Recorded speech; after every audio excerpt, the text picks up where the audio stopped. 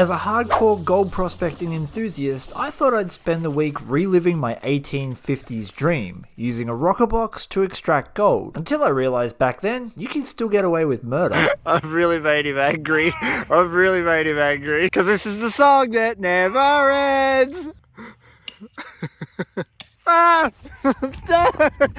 So what happened last night was I got sent a Rockerbox video. So what are we doing today? Rockerboxing. Yeah, Rockerboxes like this one were the 1800s answer to high bankers today.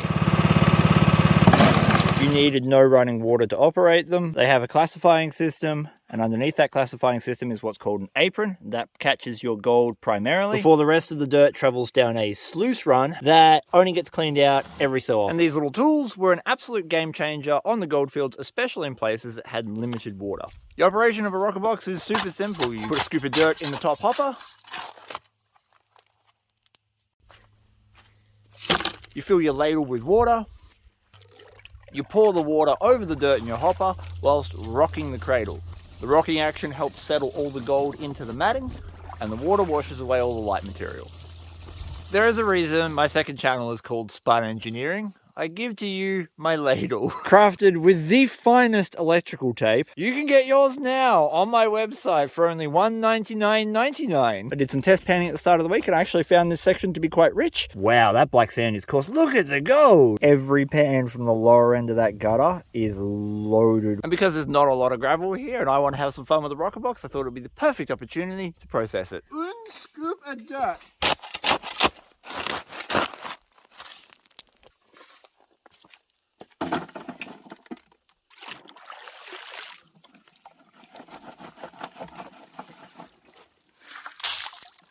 All right, prediction, how many? 4. Abracadabra, 5. And nothing. 5 is Latin for 0. A.W. Sir Skunked.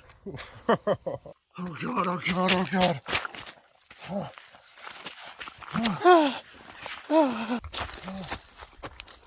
Gadsy, I got that stool sample for you.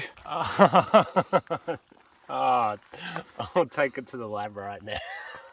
Oh, you got stool on your hands. Yeah. Nah, it's not, mate.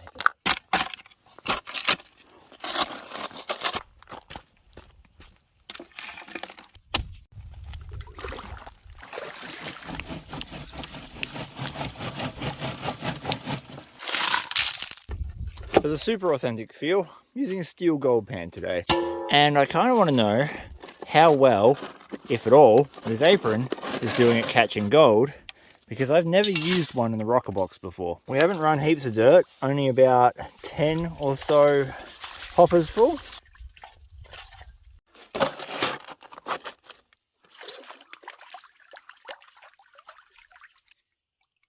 I have to re-season this pan because of the rust in the bottom, but we can see the black sand and we've got a fair amount of it. That apron seems to be catching heavies. The question is though, is it catching any golds?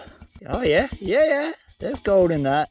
Yeah! Clearly, that is not a lot of gold, but it's some. There's about 20 or so little tiny pieces in there, but it's catching really fine stuff, so that's good. Literally first hopper full of rocks that I put in. Now I can align my chakras.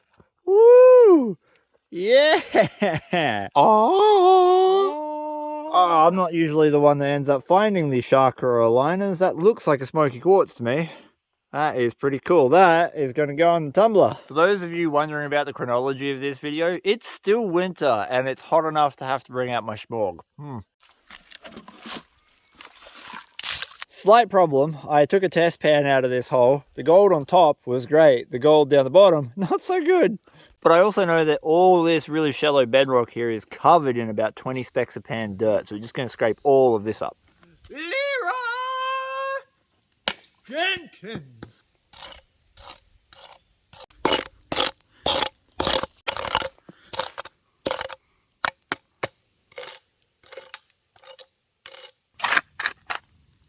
Now we're buckaroxing. Feel my processing power.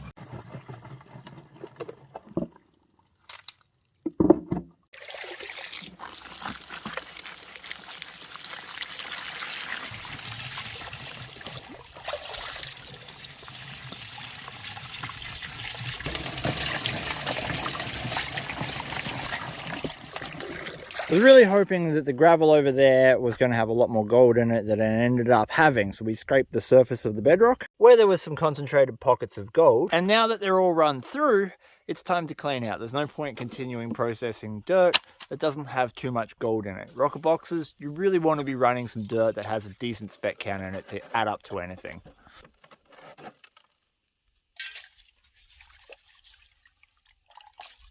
This still has our 20 or so little specks from the last clean out I did. Hopefully we've added a few more.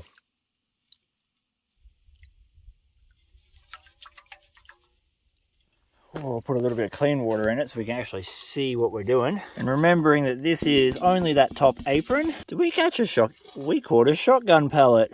Hey, we've been prospecting. Oh yeah. Oh, that's a way better pan. We did manage to get some nice looking pieces from that top apron.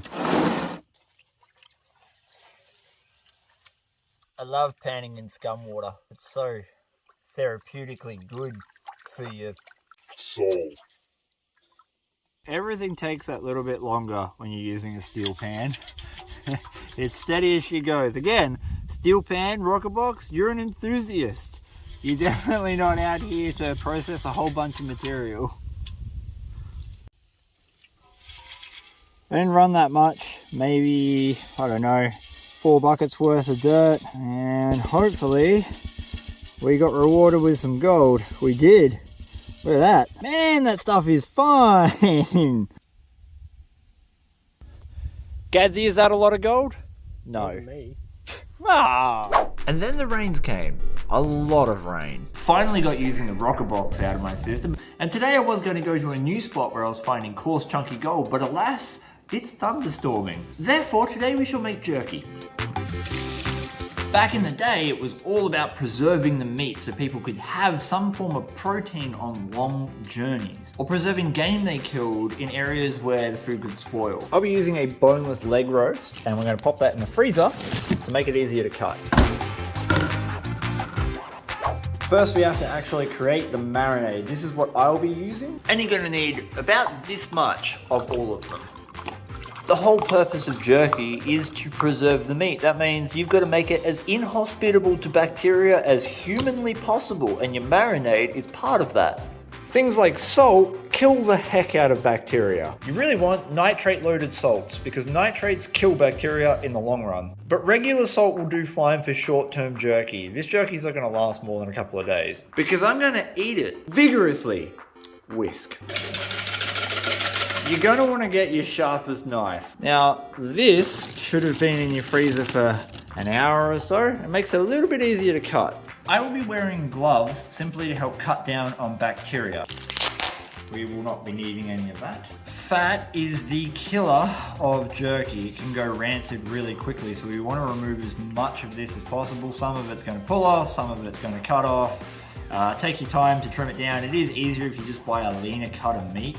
But I didn't because I'm an idiot. When it comes to actually cutting your beef jerky strips, you want them about 1/4 of an inch or maybe 1/2 centimeter thick, and that is going to allow them to dry evenly. So you want to try to make those cuts as even as possible. Now that you've got a beautiful pile of raw looking meat, put that in that for hours. Swishy, swishy, swishy, swishy, swishy, swishy, swishy. So because we're adults on this channel, we're going to add some liquid bread to the marinade as well. Just a dash. A few hours later. Clearly Fern gives her approval. While that marinates, I have been busy preparing the drying trays. You can pick trays up like this at supermarkets and $2 shops for barely any money at all, and you don't even need these. You can literally just use skewers and put 3 or 4 pieces of meat on one skewer so they're dangling lengthwise, and then you can hang them in your oven. When it comes to temperature to dry your jerky, critical you do 2 things. The first is that most bacteria, if it's going to be on your meat, is going to be on the outside of the meat, and therefore you want to flash cook it. So we're going to preheat this bad boy to about 200 centigrade and put all of our jerky in there for about 10 minutes at that temperature. Then we're going to drop our temperature to just under 100 degrees, around 80 degrees centigrade, which is about here on my oven. temperature right back down to about there. Crack the door so the steam can come out. And in a few hours, that is going to be delicious jerky. It's been in the oven for 4.5 hours. This is one of the thicker bits, but there's still definitely a little bit more to go. And I just want to show you we are getting close. If you break it, you can start seeing some of the fibers in there. It took 6 hours to cure the beef to jerky. And yes, it's delicious. Before packing it in my spindle and heading to the creek for more rockerboxing. The jerky took about 6 hours to dry, but more on that later because the rockerbox fever hit again. Now I know I said I was going to dry wash this in the summer because there is ridiculously good gold in that gutter over there. Oh my god. But like there's water, and I kind of wanted to show you guys what a rockerbox can do when you're on good gold. Kind of wanted to trial having a brown dog for a while. Isn't that right, Fern? Just for reference, that is the type of gold we're going to be running through that rockerbox today. That is unpan. So all of this deliciousness is going into those fugly buckets. Yeah, baby. Have you ever been slapped with a gum tree? Because I have. This is the way we scrape the bush, scrape the bush, scrape the bush. The gold of the drift mines is not deep. It's literally stuck to the clay, so you only have to scrape up the top surface to collect your pay dirt. Yeet! And whilst there is enough water to use a high banker, using a rocker box makes me feel good and warm in my tummy.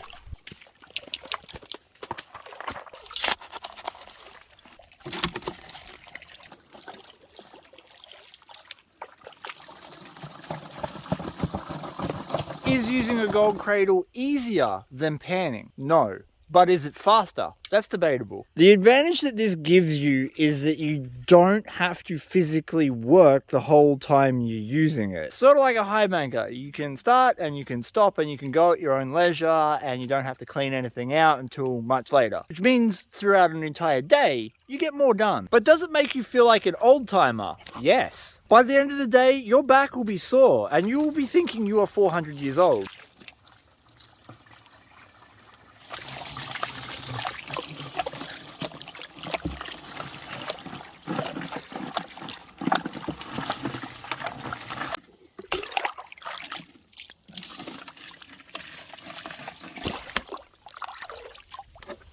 About 70% of the gold I found gets caught in that top apron. So we're going to clean that out. We've done 3 buckets. How's that support brace you got going on? Smells good. We've only run 3 buckets. I don't know how much gold to expect, but I'd like to see at least, I don't know, 5 specks. Can already see a couple of little pieces coming out, which is nice. And here we go. Remember, it's the top apron, so it's not everything we've got. But it is looking pretty good. I can see gold all over that edge. Oh yeah, for 3 buckets. 3 buckets, just the top apron. We are going to have a good day being old timers, Mick. Old timers rock. We're going to be able to afford possibly some prostitutes and an egg. For those of you who don't know about eggs on the goldfield, they were prized possessions. You could pay up to $4, which was an ounce of gold, for an egg on the goldfields. And basically they ate all of the birds, and that's why they were so expensive. For now, Mick and I are just going to celebrate off our cheap-ass jerky, our burnt jerky. Jerky rocks. This main trench is done. We got that done in about 3 buckets. Right next door, there is a nice little gutter. We're going to scrape this up and get gold out of this.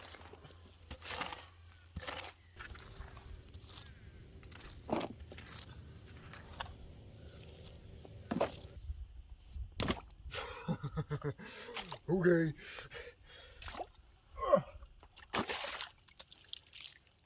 Oh yeah, this is so dry and nice to walk in. Splendor in the mud. Splendor in the mud. Now I've been given a lot of tips on how I could make a rocker box more efficient and practical to use, such as adding a foot pump to the top hopper so you don't have to manually ladle water in. But that's not the point of rocker boxing. If I was going to do that, I'd just bring out a high banker. Rocker boxing for me is about participating in the hobby, feeling what it felt like to be on the goldfields back in 1850, and I don't mind doing a little bit of hard work to achieve that. I'm going to repeat what I just said for dramatic effect. Get I forgot that we brought the leprechaun out, and because we brought the leprechaun out, he was like, oh, we should check that spot. So we checked that spot, and lordy, lordy. Oh, you're a dirty girl. That's like the best pan I've seen from this spot. That's at least 5 specks minimum. 2 nanos.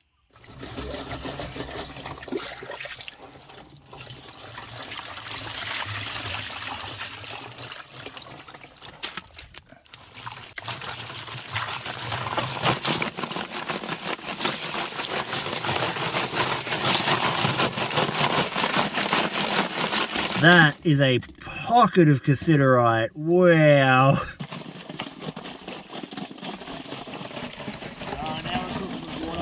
3 buckets later, and we're going to do the top apron again. We're not going to clean out the main mat until we're finished. Splendor in the mud. Splendor in the mud. These buckets weren't from as rich of an area. They were mostly the sloppy overburden, which has a little bit of gold in it. So it'll be interesting to see how much we get.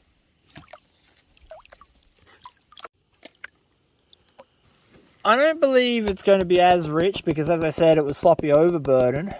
But maybe we've got a lot of black sand. Gold. Yeah.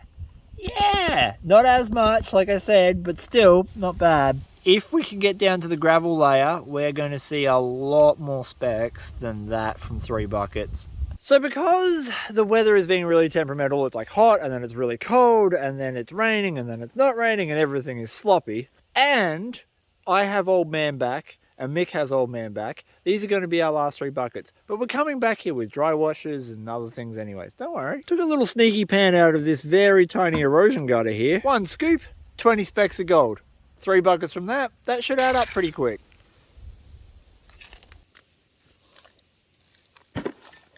What do you reckon, Dingbat? These 3 buckets would take us up to 9 buckets total, or 180 litres of pay dirt. That is a very small parcel of soil for modern standards.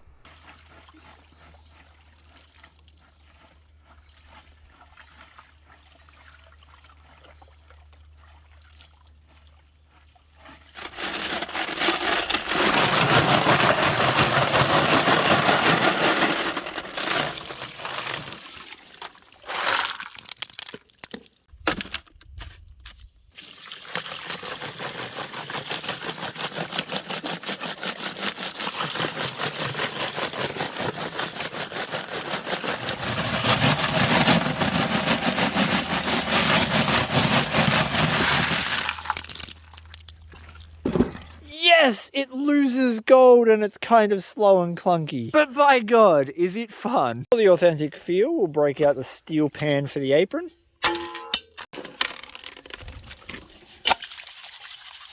Slightly cleaner water.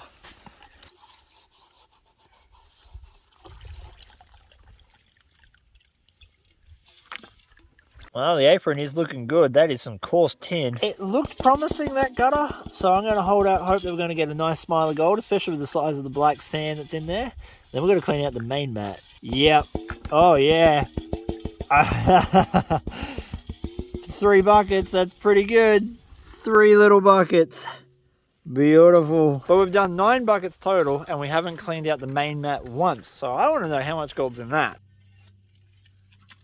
I've only lightly washed off the mat into the pan, and then I stuck it in the red bucket over there because we're going to beat the bejesus out of it. There can't be any more Jesus left in that mat when we're finished. Nah. Oh yeah, it's soft there, bud. It's stuck there. Oh, come on. Boot stuck. There we go. Oh, not the other one. Ah. I know we're going to see gold in this. I don't know how good it's going to be because usually the apron does catch most of it. And it's just solid black sand. This isn't even all of it. This is just a very light wash out of the mat. There's going to be more. I am not confident I'm going to be able to get this down any further without losing significant amounts of gold. So we're going to take all this home and process it where I know I can't lose any. But we're going to try to have a sneaky peek in this mat. Make it smile. Oh man, it's not going to happen because the black sand's too thick, but we got gold.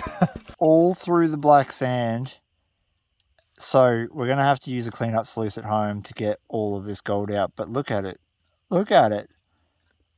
Everywhere. This is the gold that we sucked up just from that top apron. That is looking really good. I think we are going to have a fantastic cleanup.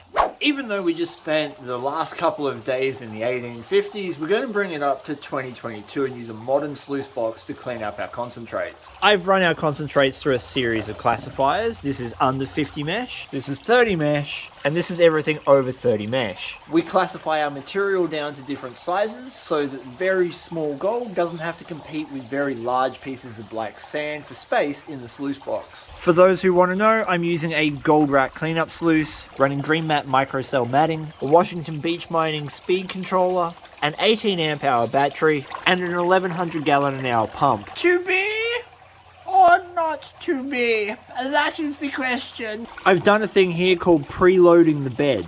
That means that I've got black sand in there from a previous cleanup. Black sand is actually your friend when it comes to cleanups because it creates friction, and friction is what helps keep all the gold in your sluice box. Alright, we're just going to do these concentrates one handful at a time.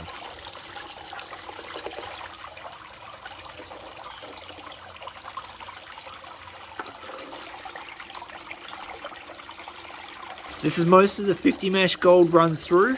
It's the hardest gold to catch in this system. You can see we've got a whole bunch of it there. Super fine stuff.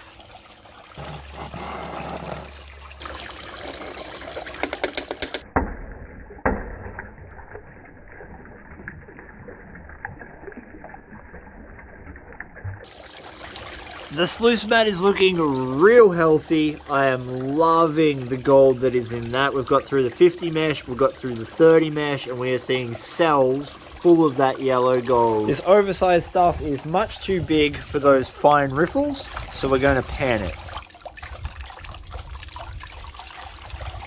Black sand, when it's over 30 mesh in size, is very easy to pan off. So I prefer to do this and run it through a sluice box. And we can see we actually got some real nice coarse pieces of gold out of that trench. Ferretti Creek, they're pretty good.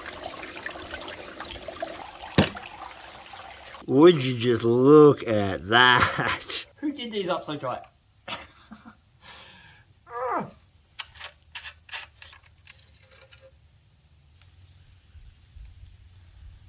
Normally, I would use a miller table to finish this off. I'd take it inside, it'd take me 10 or 15 minutes. But today, I am going to pan it down by hand. That's going to take a little bit of time, so I'll be back with you when we have clean gold. What feels like 10 years later. That's not a bad take. I'm going to guess maybe half a gram, 3/4 of a gram. Who says you need the most modern equipment to find gold?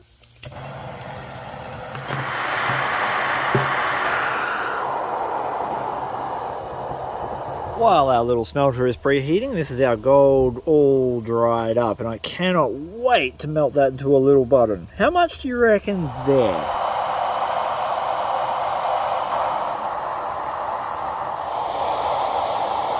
Because I'm only doing very small amounts of gold and I do not have a very small mold, we're going to end up with a blob of gold. Some people were telling me that I could tip my mold on the corner and then pour the gold into it, but I just don't get enough working time with the metal before it cools. And I'm just not that accurate. You know it's about ready when you get that beautiful orange dancing flame at the top.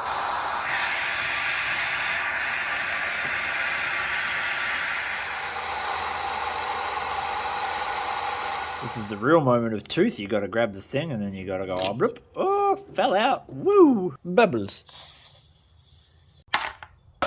Yeah, there it is. What a guess. That is our gold. Look, it's not much, but it's an honest day's work. It is amazing how much gold compacts in size when you melt it. It looks like a whole bunch of gold in the pan, then you melt it down to this, and it looks like nothing. But I guarantee you, it'll weigh up nice. But for now, my security team and I are going to weigh up our little ball of gold. I'm expecting this to be about half a gram. Leave your guess below. Oh, nice, 0.423. That is worth $34.19 Australian at the time of recording. Until next time, please give your dog a big scratch behind the ears for me. Peace! And I'm going to go pour that again.